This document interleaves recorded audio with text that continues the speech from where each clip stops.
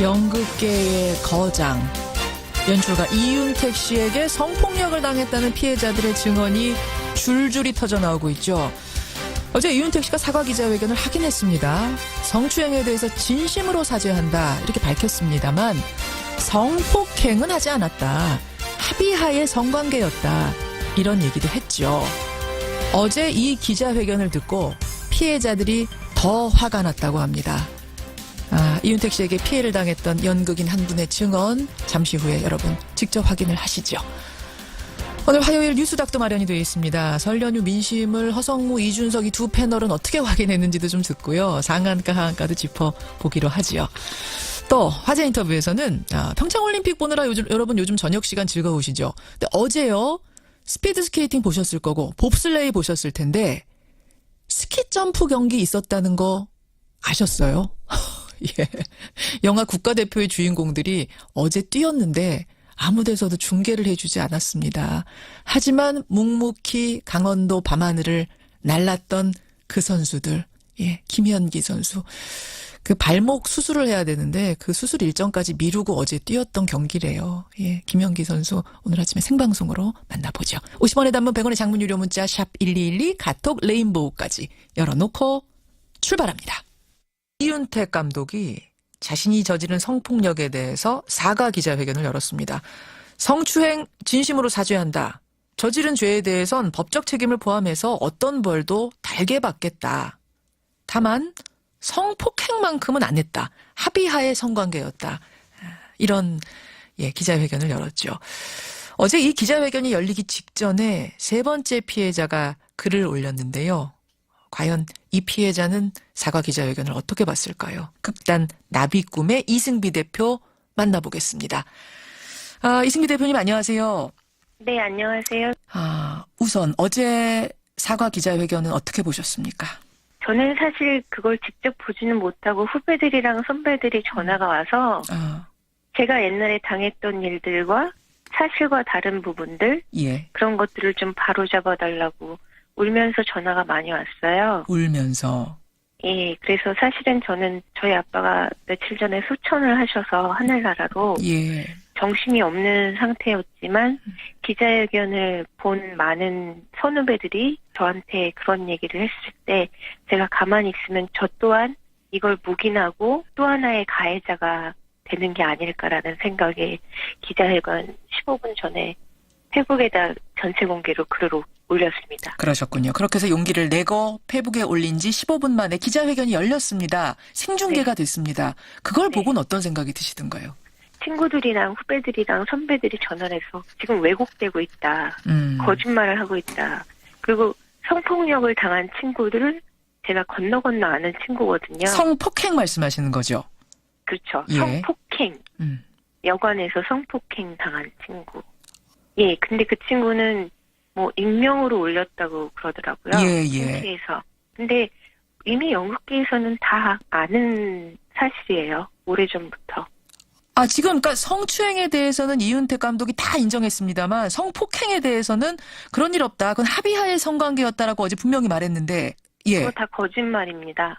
다 거짓말입니다라고 그렇게 자신 있게 말씀하실 정도로 사실로 확인된 업계에서는 그런 일이었나요? 그렇죠. 여기 연극계 사람들은 다 아는 사실이에요. 어떻게 알고 계셨어요? 어떤 내용으로? 그 친구가 울며불며 얘기한 것들이 일파만파 퍼진 거죠. 울며불며 그러니까 증언한 내용들. 그렇죠. 이번에 글 올린 그거 말고. 익명으로 올리기 전에. 예. 합의하의 성관계가 아니라 분명한 성폭행이었다.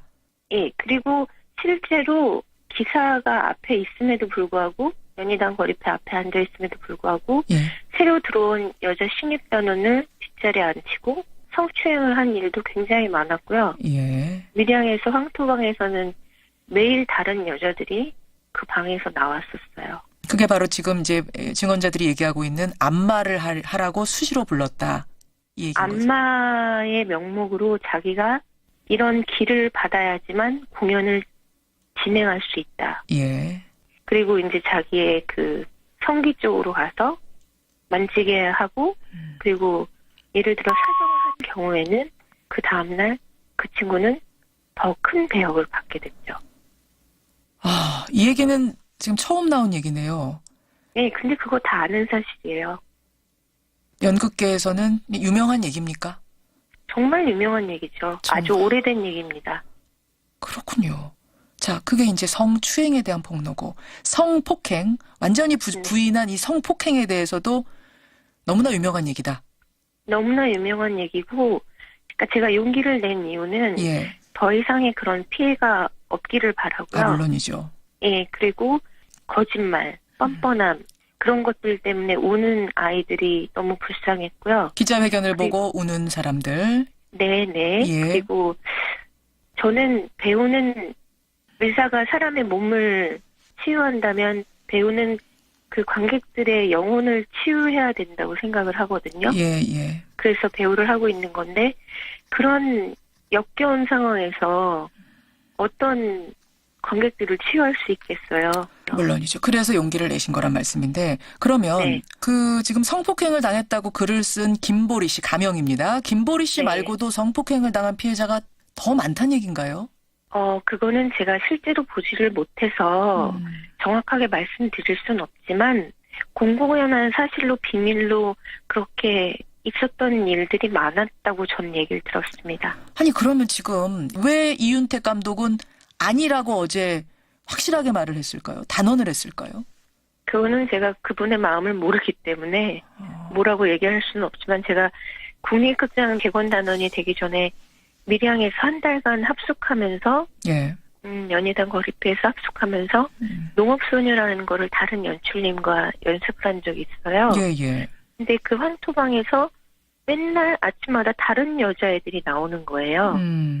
그래서 저는 그때 그냥 제 연습하느라 정신이 없어서 별로 신경을 안 썼는데 제가 그때 받은 느낌은 집단 최면? 그리고 무슨 종교 같은, 종교에 있는 교주 같은 느낌? 사이비 교주 같은 느낌. 네, 그런 느낌을 받았었죠. 부르면 가야 하고 시키는 대로 해야 하고 반항하지 못하고 많은 여성들이 매일 다른 여성들이 불려가고 네. 이 모습이 마치 사이비 교주에 빠진 어떤 이런 집단 같았다. 예, 그리고 대부분의 아이들이 뭐 연기를 너무 하고 싶은데 밀양이라는 데서 합숙하면서 공부하면은 배우가 될 수 있다라는 그런 희망을 갖고 온 아이들이었기 때문에 예, 예. 발언권이 없었어요. 그러니까 저처럼 발언을 할 수 있는 사람한테는 근데 제가 만약에 그때 뿌리치지 않고 나오지 못했다면 예. 어쩌면 더 나쁜 일이 생길 수도 있었겠죠? 알겠습니다. 아마 더 말 못하는 약자들에게 지금 성폭행을 했을 거고 익명으로 글은 썼지만 나서지 못하고 있어요, 그분이. 그 부분을 노린 거다. 네. 예. 알겠습니다. 자, 그러면 떠올리기 어려운 기억이고 뭐 괴로운 기억이실 줄은 압니다만 이승비 대표가 겪은 그 당시 상황을 좀 우리가 듣고 판단해야 될 것 같습니다. 몇 년쯤 일어난 일인가요? 2005년에 국립극장의 예술감독으로 초빙이 됐고요. 이윤택 씨가. 예. 쉴러의 군도라는 작품을 예. 국립극장에서 굉장히 쟁쟁한 선배님들이랑 예. 공연을 하게 됐을 때 제가 캐스팅을 제의를 받고 공연을 하게 됐어요. 객원 예. 주인공이 된 거군요. 예, 그렇죠. 아말리아라는 여자 주인공이었고요. 저는 좀 약간 똑 부러지는 성격이기 때문에 저한테는 뭘 어떻게 못하겠지라는 생각이 있었는데 워낙에 극장이 헤어룸으로 되게 컸던 극장이고 그냥 마이크 없이 그냥 육성으로 해야 되는 거기 때문에 예. 굉장히 발성이랑 딕션이 중요한 공연이었었어요. 예. 예. 그러던 어느 날 공연이 시작이 됐고 낮에 연습을 했는데 다른 배우들을 다 보내고 연습실에 저 혼자만 남으라고 하시더라고요. 예. 그래서 저는 그냥 뭐 이게 워낙에 큰 극장이고 그냥 육성으로 해야 되는데 제가 좀 발성을 배우고 해야 되겠다. 아무런 의심 없이 남았죠. 여주인공이니까 뭐 따로 좀 그렇죠. 연습을 시켜주려나 보다 생각할 수 있죠. 그렇죠. 예. 그래서 남았는데 그때 당시에는 CCTV라는 것도 없었고 예. 그 발성에 대한 얘기를 하면서 대사를 치게 만들고 몸을 이렇게 횡격 막 드는 거랑 성대 여는 거랑 막 하면서 몸을 만지기 시작하는데 이 겨드랑이 쪽으로 하면서 이제 처음에는 가슴을 만지다가 이제 단전으로 내려가서 여기 단전에 힘을 줘야 된다 그러고 몸을 계속 등 뒤에서 때리고 예. 막 이렇게 하면서 그냥 거기까지는 괜찮았어요. 약간 단전이라고 하면 이제 배꼽 바로 밑 거길 단전이라고 하죠. 그렇죠, 예. 그렇죠. 예. 복식호흡이 필요하거든요. 예, 예. 그래서 갑자기 그거보다 더 중요한 데가 있다. 그러면서 사타구니 안으로 손을 쑥 집어넣어갖고 밑을 만지기 시작하는 거예요. 그래서 그러니까 속으로요? 그러니까 바지 안으로 손을 집어넣어갖고 만지는 거예요. 그래서 예. 그때 제가 반사적으로 있는 힘을 다해서 밀쳤어요. 예, 당연하죠. 그렇게 하셨겠죠. 그리고 도망 나왔어요. 그리고 행정실로 정신을 가다듬고 달려갔죠. 그래서 이런 일이 있었다. 이거를 어떻게 해야 되냐 과연. 예, 예. 근데 걔 얘기를 듣지도 않고 그냥 계속 뭐 티켓이 어쩌고 저쩌고 자기네들끼리 얘기를 하더라고요. 그리고 윗선에다 보고도 안 하고. 아니 분명히 그 상황에 대해서 다 설명을 하는데 들은 척 많죠. 예, 그러면서 제가 막 울면서 얘기를 하는데도 아무도 들어주질 않는 거예요. 왜 그랬을까? 이제 와서 생각하니 왜 그랬을까요? 이윤택 씨의 만행을 이미 알고 있었기 때문에. 이거 너무 당연한 일인데 이 사람 왜 너무 이러나. 당연한 일인데 얘가 오버하는구나. 저기 거기 있던 여자분이 예. 원래 7대3 공연이었는데 오늘 이윤택 예술감독이 5대5로 일정을 바꾸셨네요. 그게 무슨 그러니까 말이에요? 7대3, 5대5가? 제가 메인으로 7회 공연을 하고 제 언더했던 여자애가 예. 3회 공연을 하는 겁니다. 예, 7번을 근데, 우리 이승비 대표가 하는 거였어요. 예. 근데 그게 5대5 공연으로 바뀌었다는 얘기만 하고 일방적으로 그냥 그렇게 얘기를 하기 때문에 이 사람들이랑은 이제 대화가 안 통하겠구나. 예, 예. 그래서 집으로 가서 이제 제가 그날 공연이었거든요. 예. 샤워하고 정신 차리고 그리고 우선 일단 공연은 해야 된다. 그게 내 책임감이니까. 그렇죠. 그랬는데 막 온몸이 막 벌벌 떨리면서 또 안 되는 거예요. 예. 그래서 신경 안정제를 먹고 집 밖에 나서는 순간 제가 집 앞에서 기절을 했어요. 세상에. 응급실로 그리고, 실려가신 거예요, 그 길로? 예, 응급실로 바로 실려가서 제가 그날 공연을 본의 아니게 펑크를 낸 거죠. 예, 예. 근데 극단에서는 다 자기네들끼리 이제 이미 시나리오를 짜갖고 이승비가 술 먹고 공연을 펑크 냈다. 술 먹고 펑크를 냈다. 펑크낸 네. 배우, 국립극장 공연에 펑크낸 배우가 된 거네요, 그 순간부터.